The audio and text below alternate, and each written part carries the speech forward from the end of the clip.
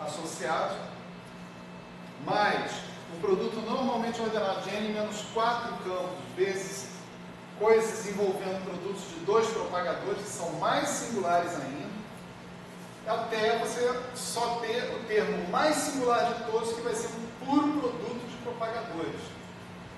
Tá certo? Então, sob essa ótica, sob esse ponto de vista, o teorema de Wick é a expansão de Wilson. Né? Você pode ver a expansão de Wilson como o teorema de Wick como a expansão de produtos de operadores do produto temporalmente ordenado de campos livres. Né?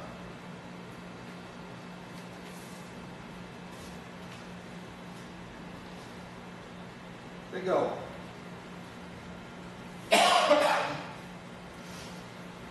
Então,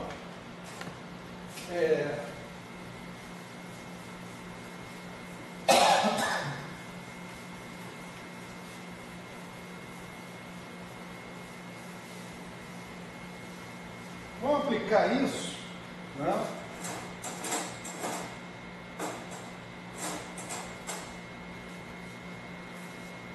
Para o problema em questão que a gente está colocando, que é basicamente o problema de produtos de correntes em pontos vizinhos, x e 0, tá certo? A nossa corrente de quarks, né? Vamos pensar só num sabor de quarks, só para não complicar demais a coisa. A gente pode colocar como um operador até regular esse barra de x, gama mi, si de x, certo? E o que a gente está interessado em obter, em geral, vai ser coisas desse tipo. Ter jmi de x, jmi de 0, certo? Nós vamos utilizar campos livres, né? Campos de quarks livres, inicialmente, né? Nessa expansão de produtos de operadores. De modo que o que a gente vai ter que lidar aqui vai ser simplesmente com o teorema de Wick, da forma como a gente formulou ele ali. Né? Então, eu só vou colocar o resultado, né? Mas é uma aplicação razoavelmente direta daquele resultado que está ali, com vamos dizer assim, complicador de que a gente está falando de férmions. Então, férmions têm índices a mais que estão escondidos aqui, são os índices fermiônicos, os índices de Dirac, alfa, alfa, beta, beta, né? Que estão escondidos, que a gente não fala normalmente, de modo que, se eu quiser passar essas matrizes gama por cima desses caras, muitas vezes isso vai fazer aparecer um traço no meio da história. Né? Então, esse cara aqui eu posso escrever usando o teorema de Wick da seguinte maneira.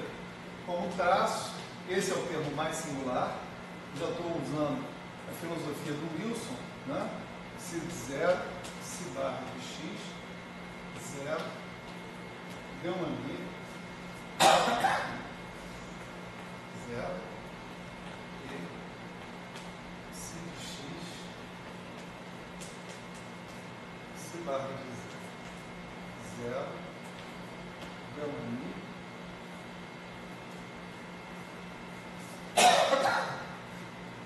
mais produto normalmente ordenado, si barra de x, gama mi, 0, t, si de x, si barra de 0, 0, gama mi, si de 0, né? Mais si barra de 0, gama mi, 0, e si de 0, si barra de x, 0, gama mi, si de x, e finalmente mais o cara menos singular de todos, que é esse aqui, si barra de x, gama mi, barra de zero, gama mi, psi de zero, simplesmente.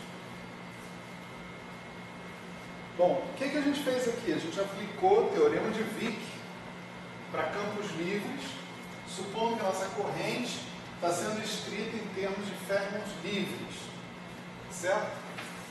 Isso tem algum sentido em primeira ordem de teoria de perturbações, vamos dizer assim, né?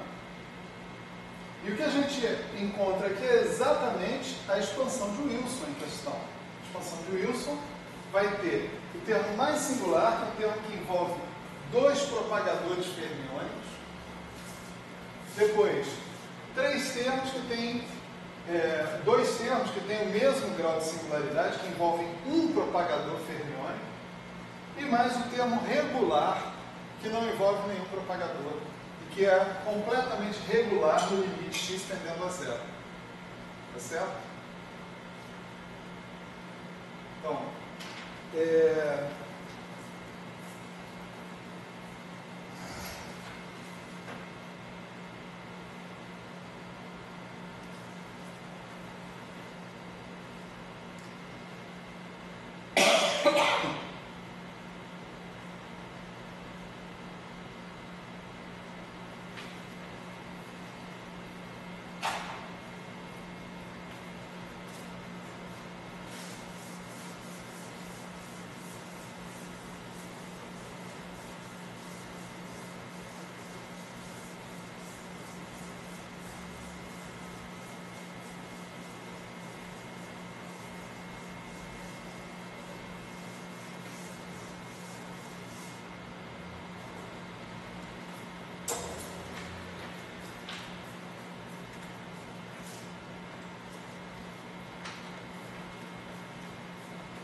vamos observar o seguinte.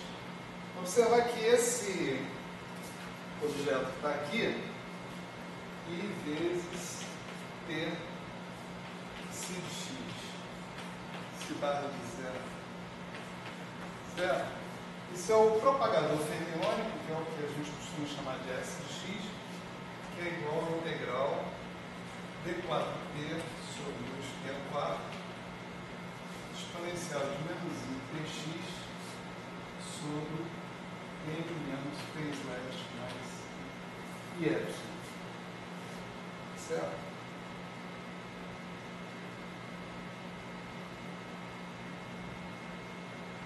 Ok. Esse cara que está aqui, né, a gente pode escrever em termos, né, do propagador bosônico. Aquele propagador que a gente colocou a solução exata alguns quadros aí para trás, certo? Delta de x, certo? Quer dizer, a estrutura tensorial dele, espinorial dele, pode ser toda resumida nesse termo, que é um operador de Dirac, essencialmente, atuando no propagador bosônico, simplesmente. Né? Daí você pode começar a extrair as singularidades do propagador fermiônico simplesmente analisando as singularidades do seu propagador bosônico. Vocês lembram que o propagador bosônico podia ser escrito como delta de x menos y ao quadrado mais uma coisa envolvendo a função de Bessel de primeira ordem dividido por x menos y ao quadrado. Então, a fórmula que eu escrevi aqui atrás. Né? Você pode expandir essa expressão no limite quando x2 tende a zero, né? X tende a zero, e ali, o que a gente obtém é uma coisa assim, 1 sobre 4t2i, 1 sobre x2 menos i epsilon, mais termos menos singulares. Então, essa aqui é a principal singularidade do propagador bosônico, certo?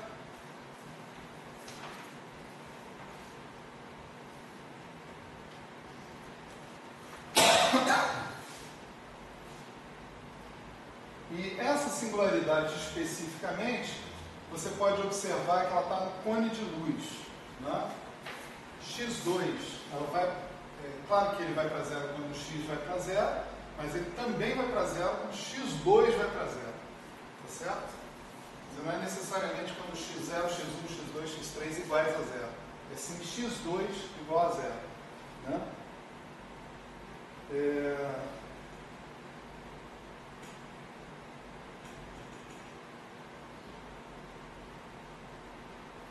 Com isso em mente, né? Quer dizer, com essa estrutura de singularidades para o delta de x, né? Essa noção de que o S de x é dado por I d slash mais I delta de x, eu posso voltar aqui a uma conta e tanto, tá certo? Conta e tanto que eu não vou fazer. Eu prefiro dar uma ideia aqui do que é importante, né, nessa conta. Né? Eu posso substituir todos os meus propagadores por expressões como aquela, fazer esse limite quando x2 tende a zero, tá certo? E extrair os termos mais singulares, de modo que isso daqui fique realmente parecido com a expansão de Wilson. Né?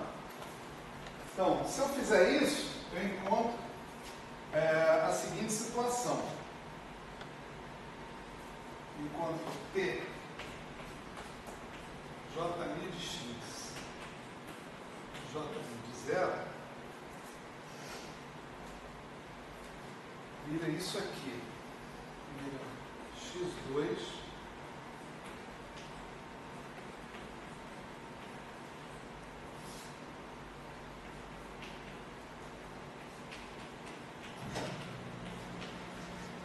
esse é o termo mais singular, né? Depois aparece esse cara aqui,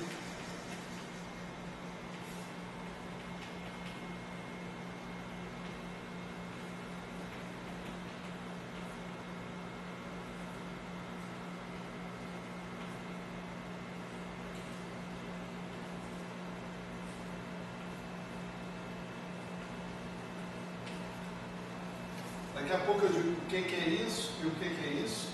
Aqui nesse momento o que interessa mais é ver que isso daqui é singular do tipo x2 sobre x8. Né? Então, isso é do tipo 1 sobre x6. Né? Enquanto que esse aqui é do tipo x sobre x2, ou seja, é uma coisa do tipo 1 sobre x. Certo? Mais x lambda sobre 2 por 2, x2 menos epsilon ao quadrado, epsilon mínimo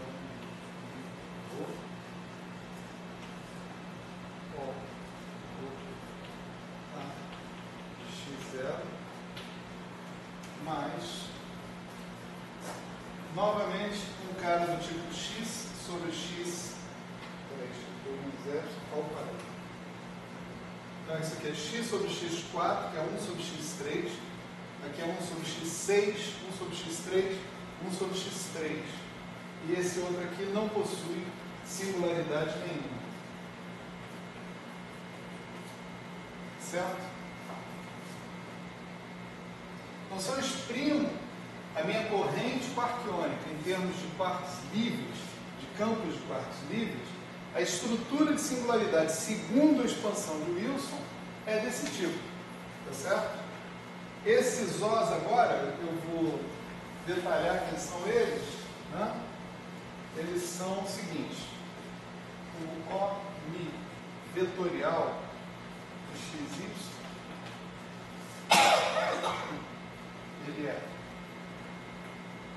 psi bar de x, gama mi, psi de y, menos psi bar de y, gama mi, psi de x. Depois eu tenho o O mi axial xy, né? Que vai ser psi barra de x, gama mi, gama c, psi de y, mais psi barra de y, gama min, gama sim, psi de x.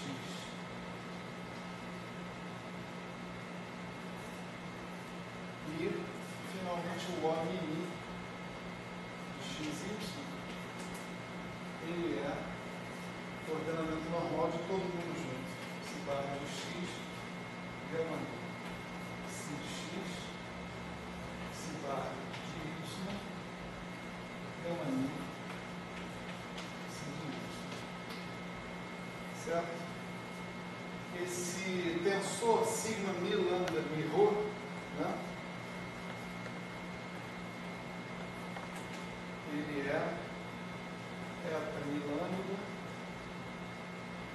eta mi rho, mais eta mi rho, eta mi lambda, menos eta mi, eta lambda rho. Tem uma série de truques para chegar nesse resultado que está aí, né?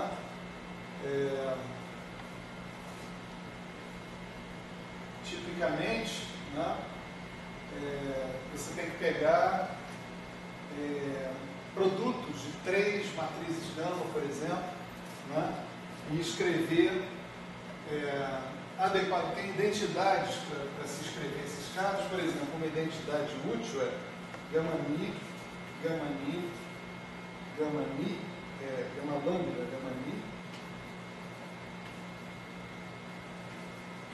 igual ao nosso sigma mi lambda mi rho mais i epsilon mi lambda mi rho gama sim, tudo isso multiplicado por gama rho. Não é uma identidade fácil de deduzir essa daí, mas é possível, né? Quer dizer, o Muta dá todas essas dicas aqui, como é que se chega nisso. Né?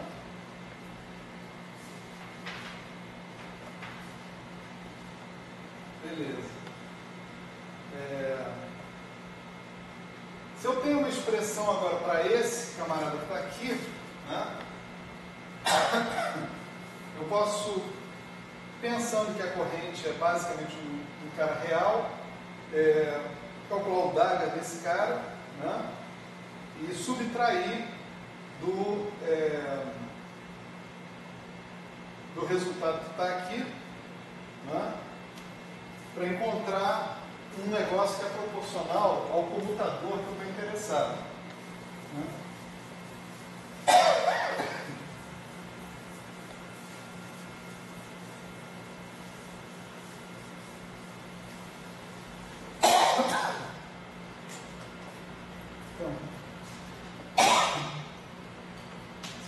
Essa conta aqui, J mi de x, J mi de 0, menos T,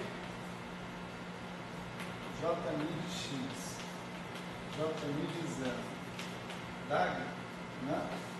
O resultado disso daqui é um epsilon de x0, comutador de J mi de x, com J mi de 0. Isso para lembrar que no produto temporalmente ordenado você tem o θ de x menos o θ de menos, mais o θ de menos x, e quando você subtrai desse cara aqui, que é o DAGA, um dos dois termos vai cancelar e você vai ficar com outro termo envolvendo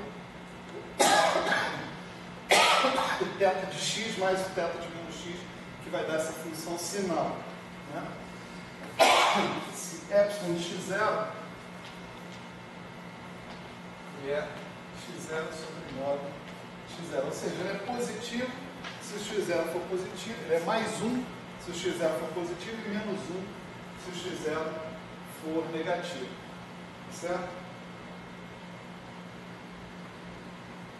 Então, você tem mais uma quantidade de manipulações aí para fazer.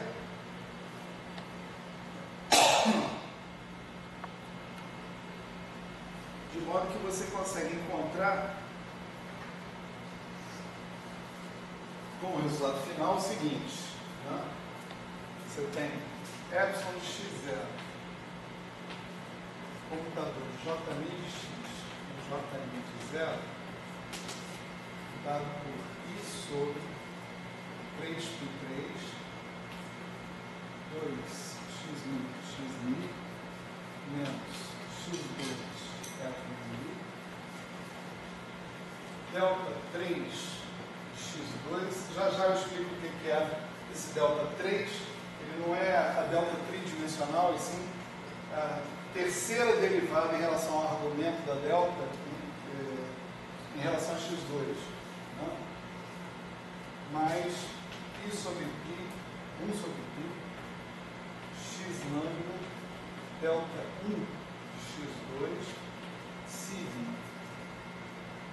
mi lambda, mi rho, o rho v de x0,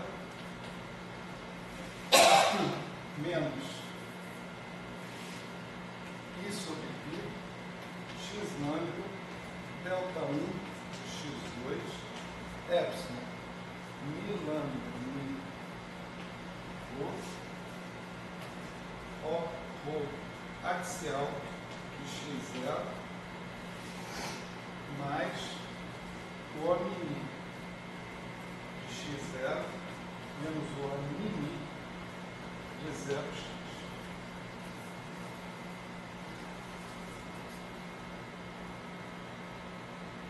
Bom, deixa eu só escrever esse delta n, né? Delta n de x2 é a enésima derivada em relação a x2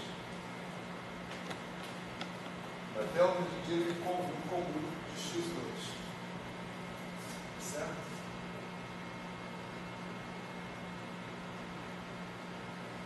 Portanto, você vê, esses caras aqui são os objetos singulares. Tá certo?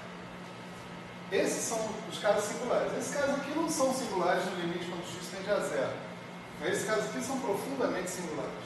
Como a gente já pode depreender de uma situação como essa que está aqui, né? Então aqui eu tenho a pior singularidade, as segundas piores singularidades e aqui regularidade. Essa expansão de Wilson para essa situação de correntes livres, né? Na aula de amanhã, nós vamos retomar o modelo de Parsons, tá certo? E mostrar que a expansão de produtos de operadores do Wilson, ela implica, tomando naturalmente a nossa corrente como constituída de campos livres, ela implica exatamente no scaling de Bjorken. Quer dizer, se eu pensar a ideia original lá do Feynman, né? Que o próton, ou que o hadron em questão, é constituído de férmions livres, então faz sentido a minha corrente eletromagnética ser construída a partir de campos livres, e o teorema de Wick, como a gente aplicou, vai dar toda a estrutura de singularidade daquele comutador de correntes, e o resultado, no limite, quando Q quadrado tende a infinito, é o scaling de Bjorken. Tá certo? A gente vai mostrar, portanto, que essa expansão de produtos de operadores implica no scaling de Bjorken, implica nas propriedades que a gente está interessado em ver lá. Tá certo? E vamos também para frente, quer dizer, ainda o menu final fica dependente do que vai dar tempo de preparar para a aula de amanhã. Tá certo? Amanhã nós vamos terminar isso. Eu estou pensando em fazer, pelo menos mencionar a questão do caso interagente, falar sobre as violações do scaling de Bjorken. Sim, porque o scaling de Bjorken é violado, tá certo? A gente tem que falar sobre isso, né, para a gente não ficar com uma impressão errada dentro do curso, né? E se der tempo a gente fala sobre algumas outras características fenomenológicas da cromodinâmica quântica, como equações de Ottarelli-Parisi e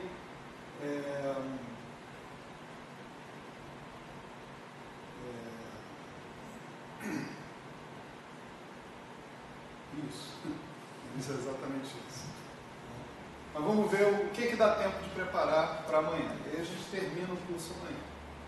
Valeu, obrigado a todos aí. Obrigado, tchau.